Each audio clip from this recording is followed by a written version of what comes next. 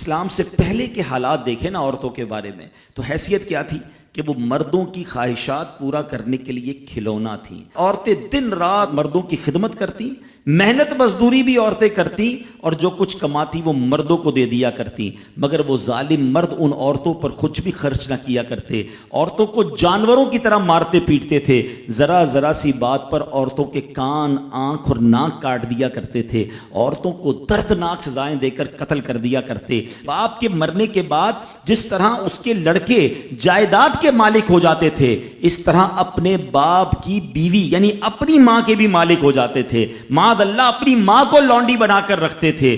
اللہ اکبر۔ عورتوں کو ان کے ماں باپ، بھائی بہن، شوہر کی میراث میں کوئی حصہ نہیں ملتا تھا۔ عورتیں کسی چیز کی مالک نہیں ہوتی تھیں۔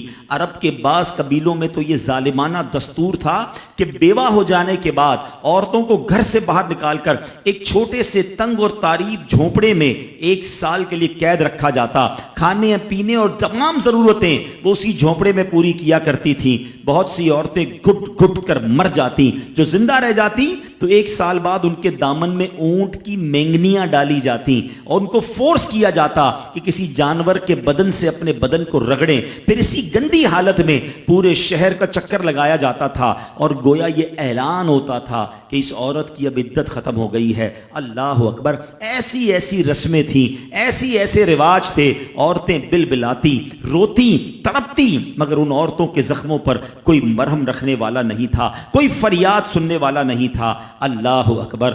12 ربیع الاول کی صبح صادق کے وقت کائنات میں ایک ایسا نور جلوہ گر ہوا، ایک ایسی شخصیت آئی جہاں جس نے جہالت کے اندھیروں کو ختم کیا، وہاں ساری دنیا کی عورتوں کے لیے ایک ایسے دکھ کا مداوا بن کر آئے۔ نبی پاک علیہ الصلوۃ والسلام ایسے احکامات لے کر آئے، اتنی پیاری شریعت اور مذہب لے کر آئے جس میں اللہ کے دین نے عورتوں کو ایسا مقام عطا کیا کہ سبحان اللہ، عورتوں کی قسمت کا ستارہ چمک اٹھا۔ اسلام کی بدولت ظالم مردوں کے ظلم و ستم سے کچلی اور روندی ہوئی عورتوں کا درجہ اس قدر بلند ہوا کہ عورت معاملات زندگی اور موت کے ہر مرحلے پر عورت کو باوقار مقام حاصل ہوا۔ مردوں کی طرح عورتوں کے بھی حقوق جو ہے وہ بیان کیے گئے، عورتوں کی حفاظت کے لیے احکام خداوندی نازل ہوئے، عورتوں کو مالکانہ حقوق مل گئے، عورتیں اپنے مہر کی رقموں، اپنی تجارتوں، اپنی جائیدادوں کی مالک بنا دی گئیں، اپنے ماں باپ، بھائی بہن، اولاد اور شوہر کی میراثوں کی وارث قرار دی گئیں۔ الغرض وہ عورتیں جو مردوں کی جوتیوں سے بھی زیادہ ذلیل و خوار تھیں، انتہائی مجبور و لاچار تھیں، وہ مردوں کے دلوں کا سکون اور ان کی گھروں کی ملکہ بن گئیں۔ چنانچہ قرآن مجید صاف لفظوں میں خواتین کے، عورتوں کے حقوق بیان کرتے ہوئے ارشاد فرماتا ہے، بسم اللہ الرحمن الرحیم، خلق لکم من انفسکم ازواجا لتسکنوا الیہا وجعل بینکم مودۃ ورحمہ۔